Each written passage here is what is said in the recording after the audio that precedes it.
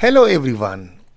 After the completion of your thesis, if that's BS thesis, master or PhD dissertation, you need to produce a good abstract. And most of the time the students are confused what to include and what to exclude from an abstract. Sometimes they are confused in the structure of abstract, how to format a good abstract. In this lecture, we will discuss in detail what is an abstract, what are the characteristics of a good abstract, and what is the importance of an abstract, as well as we will shed light on the purpose of writing abstract. And we will also discuss in detail what are the four fundamental or basic elements of a good abstract. At the end of the lecture, I'll provide you some sample of abstract where these four elements such as the purpose of an abstract, methodology of an abstract, finding and implication of an abstract, how to include it, and what will be the order of these elements of or ingredients of a good abstract. So let's begin and learn in detail writing a good abstract. So definition of an abstract. So what is abstract? It is a short but structured summary that outlines the most important point of your research and the key takeaway. So you see that first you need to understand the difference between a summary and an abstract. An abstract has a targeted audience, right? That who are going to read this abstract. Summary is something that is general. For a summary, we don't have like a specific structure. While for a research abstract, we have a specific abstract. And it's a very condensed form of summary. You might produce a lengthy thesis or dissertation, 300 and 400 words, but you will produce a very short and concise form of abstract, perhaps between 250, 300 or 350 words. So it's a short but well structured summary. It has a particular structure and it has a targeted audience, right?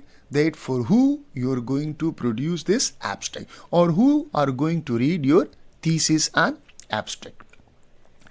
Typically that it consists of one paragraph or about 350 long, around 1 page.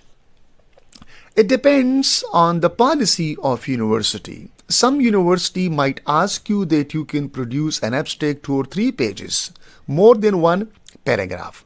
But a standard format that abstract is written in a single page or on a single page. Mostly one paragraph and a well structured condensed form of this paragraph.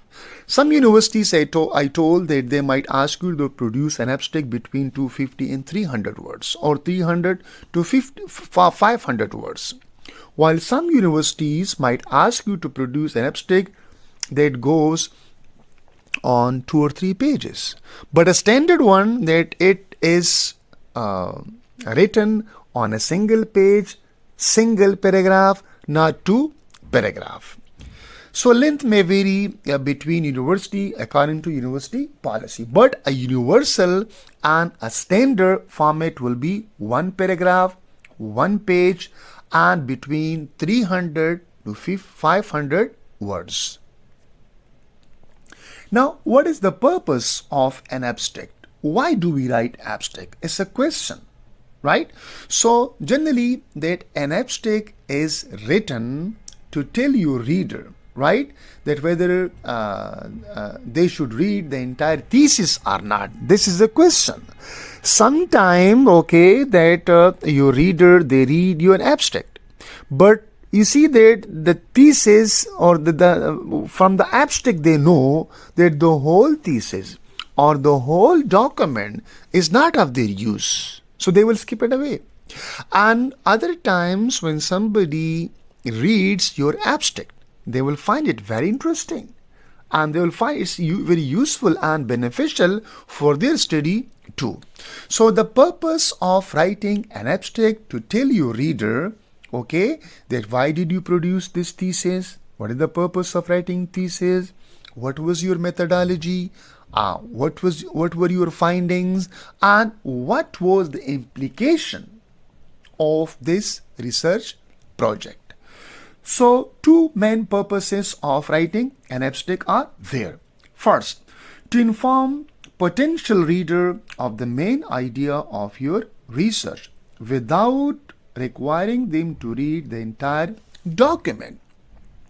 The potential readers, right, they read, who are the potential readers? Who need to read your article, who need to read your thesis. Fine. So the potential reader, they read and they get the main ideas of your research. Whatever you have produced in your research, they will get the main idea. Like for example, what methodology you use, right? What was the purpose and what research question you posed, right? And what did you find? What were your findings about this research? And what are the implication? What are the results of this research project? So the first one, they to inform potential reader of the main idea of your research without requiring them to read the entire document. So communicate the research focus and finding, help a reader decide whether to read the dissertation thesis or not. So once somebody reads your abstract, after reading your abstract, right? So if they find the abstract attractive one, right, useful one, and that might work or benefit their research project, so they are going to read your entire document. And if they find, okay, that this abstract is not of their use, so they might skip it away. They might not read the whole document. And the second purpose of writing this abstract, that is to inform research engine like Google Scholar, right? Different we can say to inform research engine dissertations database for indexing processes, keywords and phrases in the abstract helps categorize and make the work accessible to user, right? They might put something in the research engine, right? And from research, this engine or the database will extract something from your research, and this will help the potential reader. So the first purpose, okay, that when the potential readers, they read the abstract, they get the main idea, and then they think that whether they should read the entire document or not. And the second thing, that it helps what? It helps like the research engine, Google Scholar or other database, when the keywords are given there, right? From your research, this research engine get and extract the keywords idea from your research. Fine. Now again, these purposes are highlighted here. An abstract as in snap front display window. Purpose: inform potential reader, people and research engine boards about the research content, and serve as a snap front display window to attract attention. So when you produce a well-structured abstract, right, you give your purpose, you give methodology, you give finding, you give implication, so it will attract the audience to read the entire document, whatever you produce, right? So that's why that is important. Now the abstract serves to inform both potential readers, people, right, and research engine, that's like boards of the content of your research. Importance of an abstract. So there are 4 importance are given in points. First, Most people don't have time to read the full dissertation or thesis, so they are going to just read the abstract to get the full idea or to gain the main idea of your thesis or dissertation. Second, researcher conducting literature review need concise information to decide whether to read further or not. Sometimes, for example, I am a researcher. I am producing a literature review and I need another research to support my idea, right? Or to give reference. So I read an abstract. And if I find the abstract that is relevant to my study or it helps my thesis somehow, so I am going to read the entire document for the sake of making my literature review enrich, okay, more potential. So the second importance is that people read your abstract in order to improve or to enrich their research, their literature review. So if they find, okay, that this abstract, because in abstract you give you the purpose, you give methodology, I need particular methodology.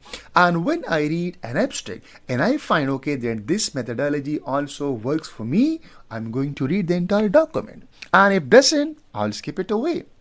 The third,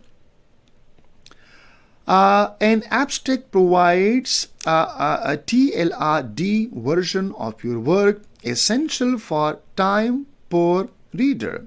So time, okay, poor reader. So sometimes your readers might not have enough time, right, to read, or they have like little time.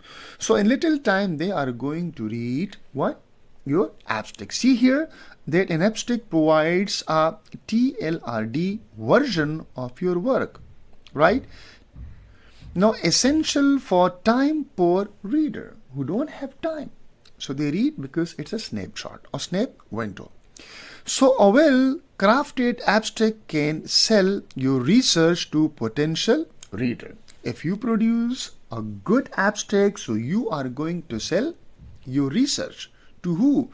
To the other researchers, other potential readers. Now abstract for markers. Okay, even if your research, if your dissertation that is not published, still they are important, still they have significance, because sometimes the markers mean that the teachers who check your papers, who check your assignments, right? So they give you a task, they give you an assignment, you go to the laboratory, you search in Google engine and you get some idea from that particular research. So it's also beneficial for abstract for markers who like teachers particularly. Now even if the dissertation won't be published, the abstract is crucial for markers, okay, they're the teachers who mark your paper or assignment. It demonstrates the ability to concisely summarize the work, and impactful abstract is essential for assessment purposes. Even if you have no intention to publish your work, you will still need to provide an impactful abstract for your markers, right? Because sometimes the students are given assignment, right? And these assignments are marked by the teachers, okay, by the supervisor. Now, abstract for graduates.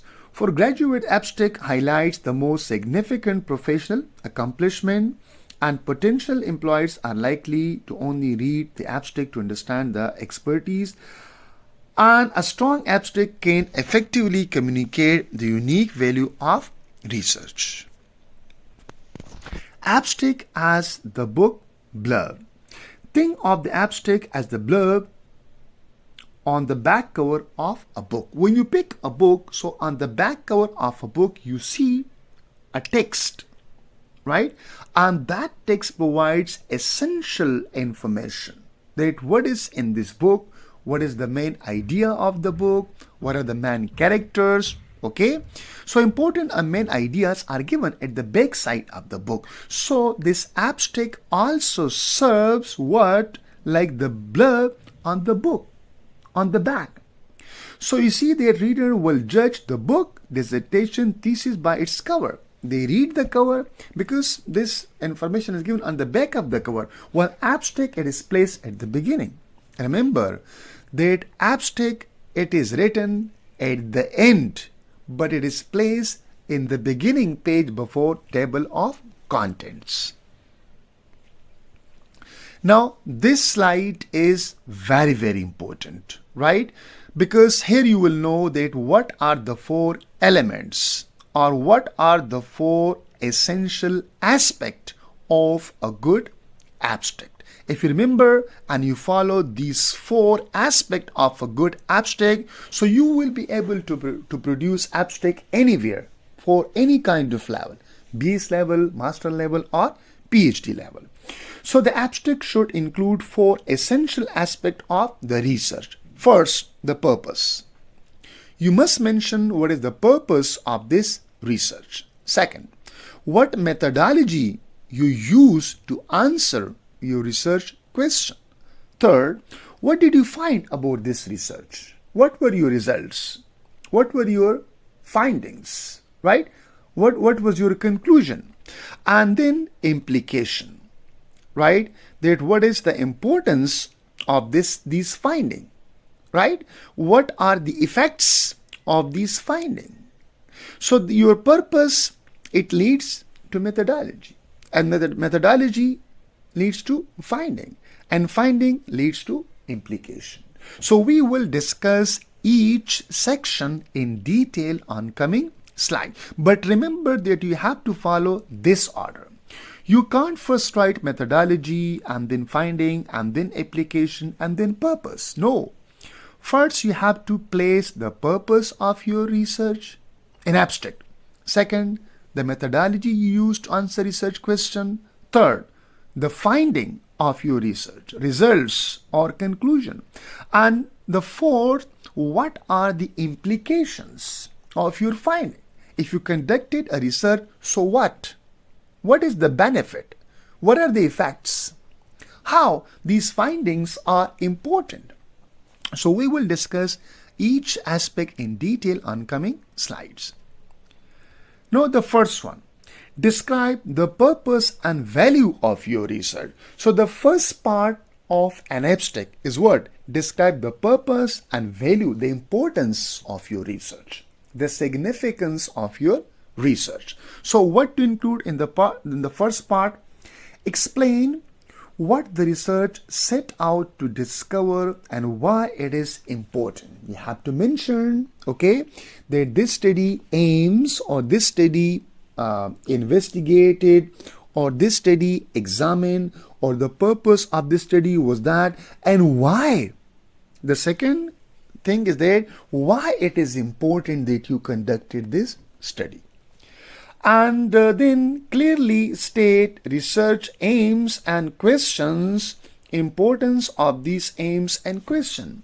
Sometimes we find even research question in abstract if you are producing a lengthy abstract. But if you are producing like a one page or one paragraph abstract, so we don't insert research question, but we paraphrase these research questions in the form of aims and objective. And then we write one sentence to talk about the importance of this research or the importance of these aims and objective. Now, make this section clear, concise, and convincing to hook the reader. If this section is interesting, if this section is well formed, if this section is well structured, so you are going to draw the attention of the reader, attention of the other scholar.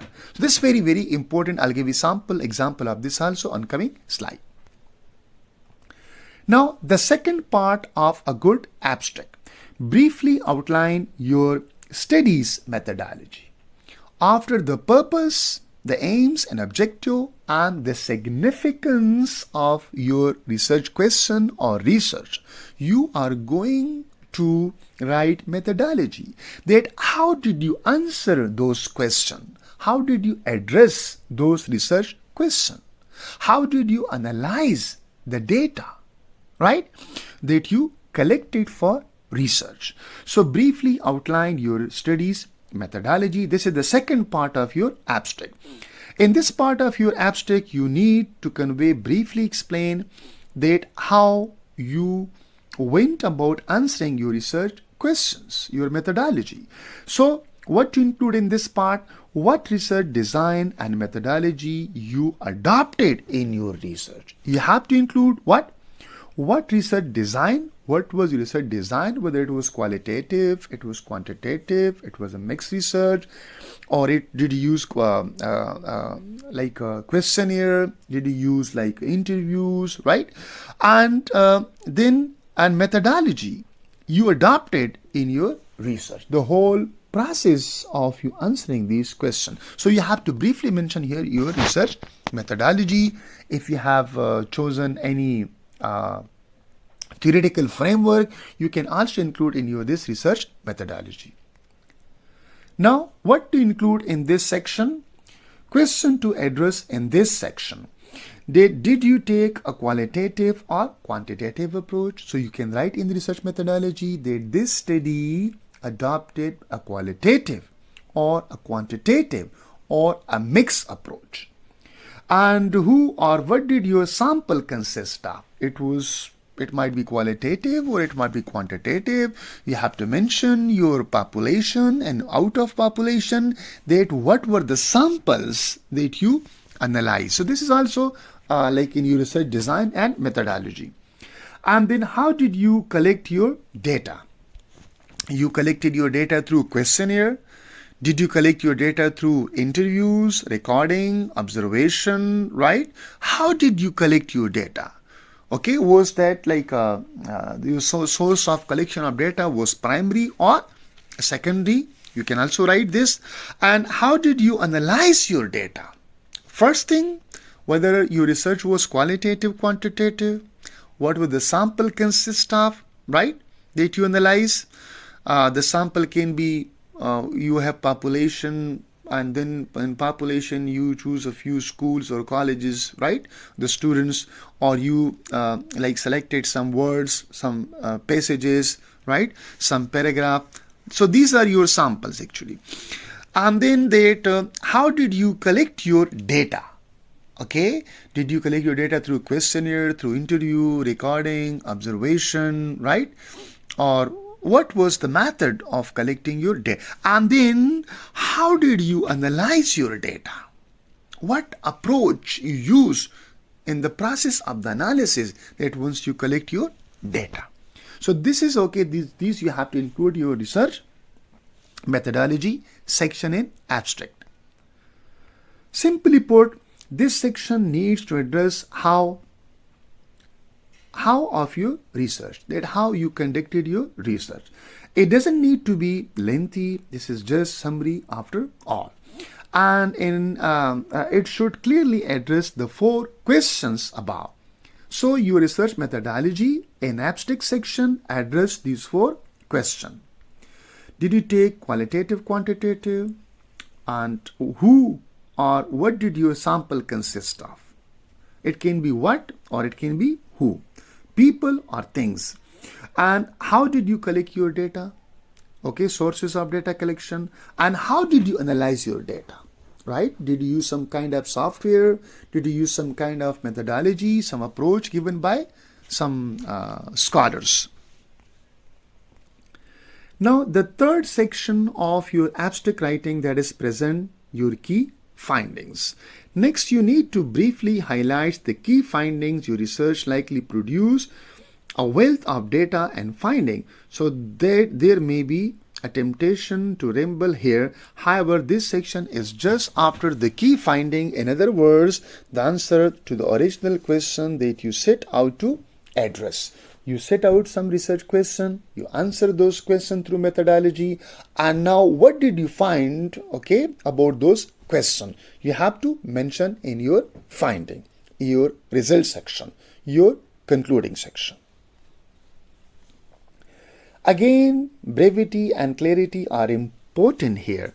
You need to concisely present the most important finding of your read. It can be in point or it can be in paragraph. However, your supervisor suggests you can write your findings.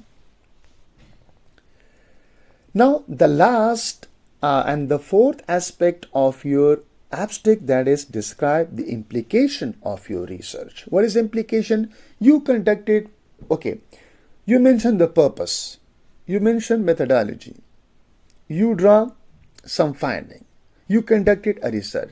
So what? What happened if you conducted a research?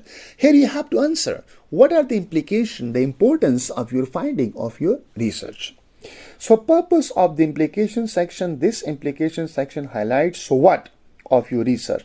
It explains the bigger picture and the significance of your finding, the importance of your finding. Importance help readers understand the real world impact of the research. What will the impact of this research on the real world? Okay, bridge the gap between findings and their practical or theoretical relevance. Sometimes your finding may be practical and sometimes your finding may be theoretical. If your finding are practical, so it solves the problems, it improves an organization, and improve aspect of a company or any like real life improvement.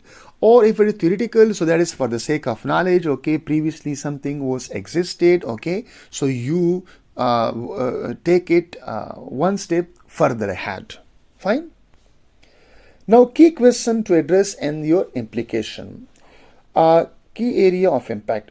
Now, impact on the industry or field. What is the effect of your research on the industry or field you investigated? This is the practical, okay, implication of your research.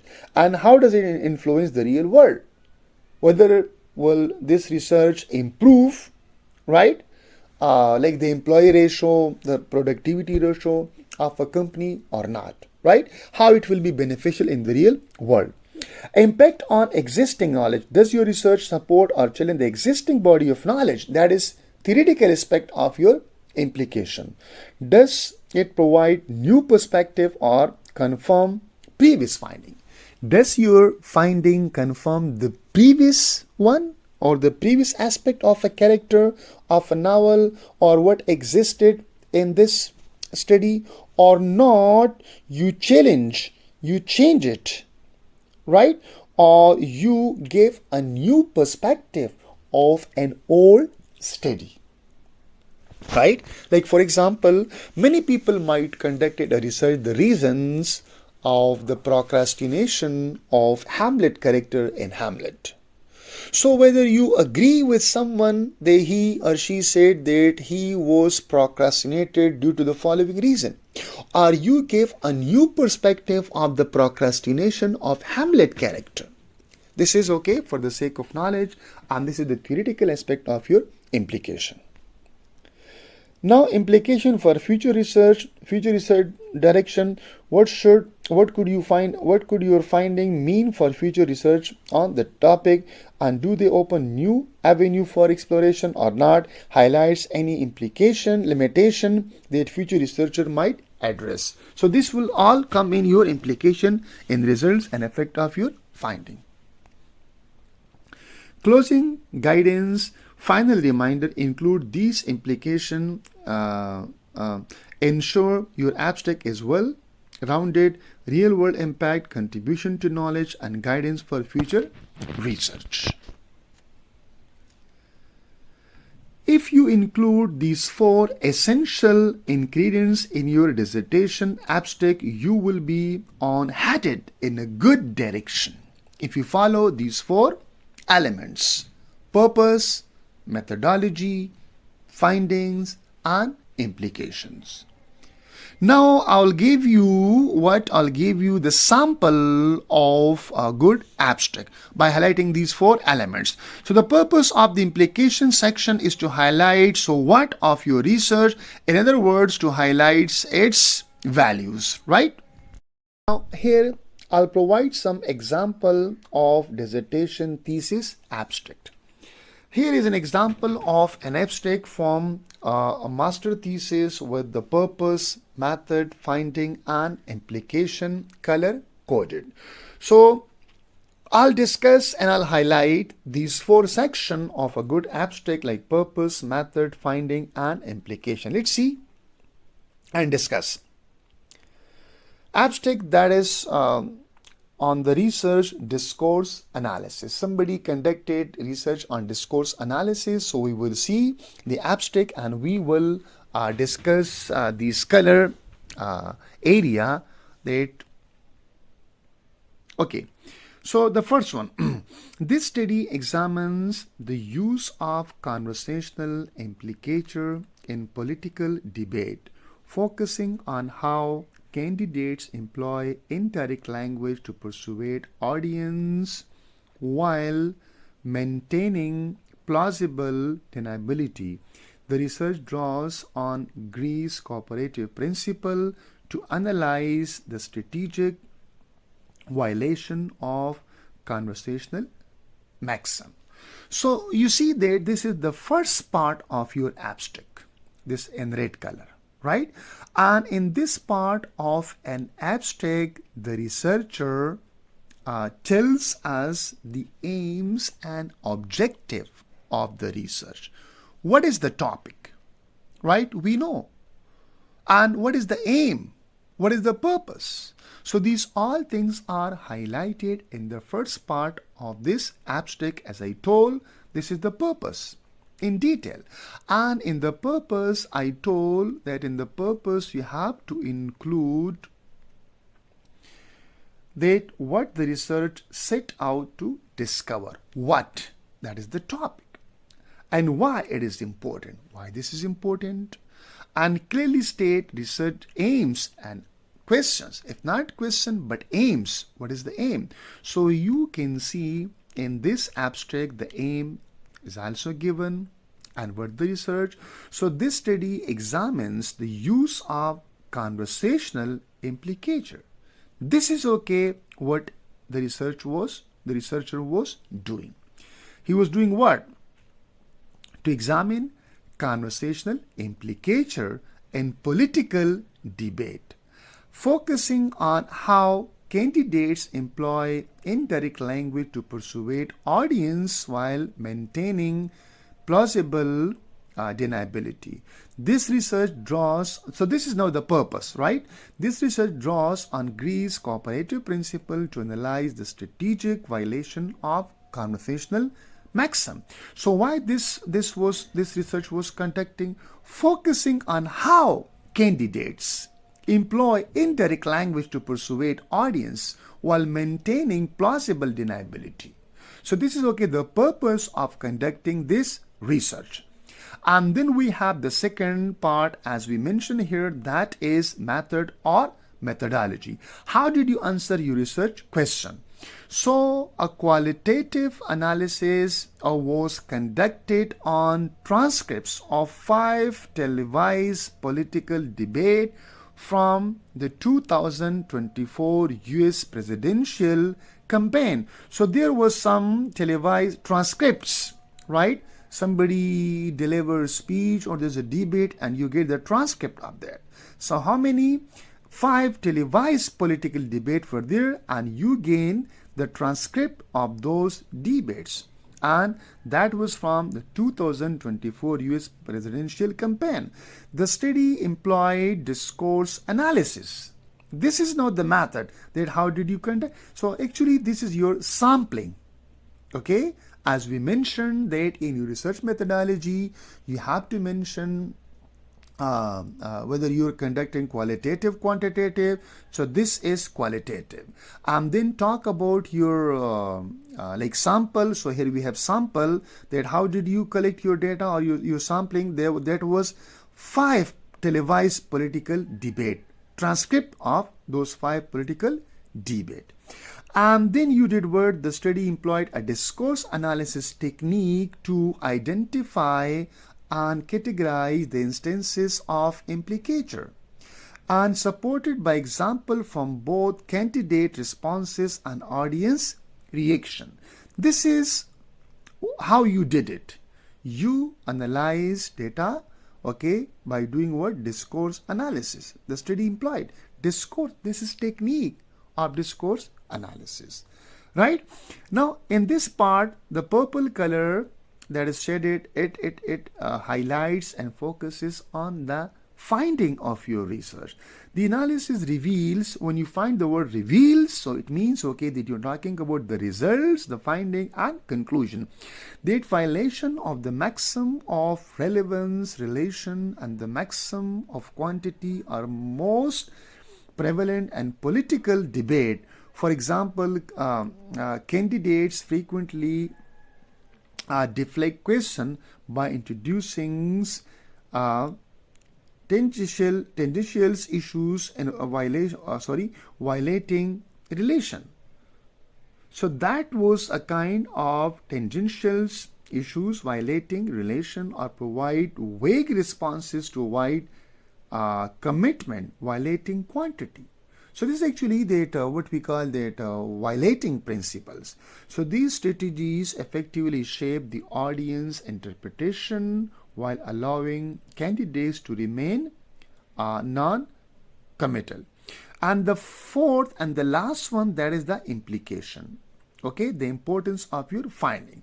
The finding highlights the importance of implicator as a persuasive tool in political discourse. Understanding these mechanisms can contribute to the development of critical listening skills among voters and inform media strategies for holding politicians accountable during debates.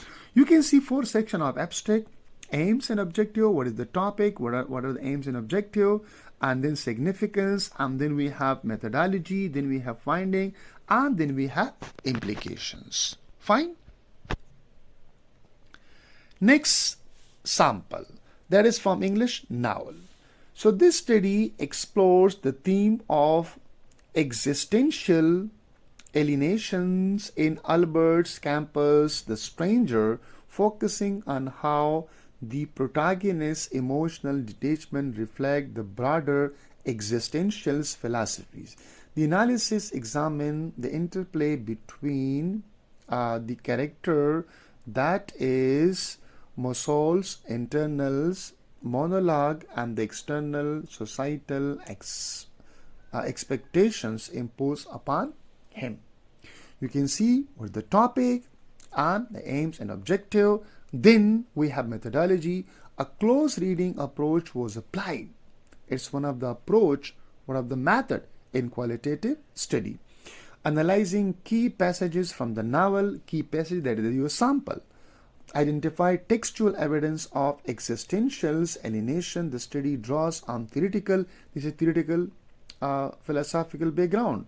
Framework from existentialist thinkers such as Jean-Paul Sartre and Martin Heidegger to contextualize Mosol's world view.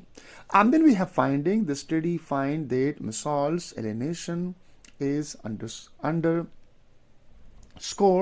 by the indifference to societal norms and his rejection of traditional moral framework. For example, his lack of grief at his mother's funeral and refusals to repent before the execution reflect a radical assertions of personal freedoms, a meaningless world. The narrative minimalist prose style further reinforces the protagonist's detachment and isolation.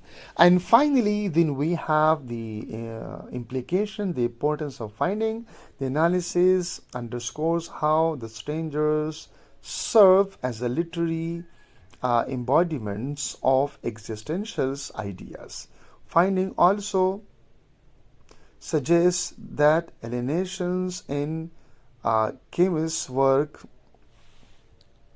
resonates and with contemporary concerns about individuality and societal conformity.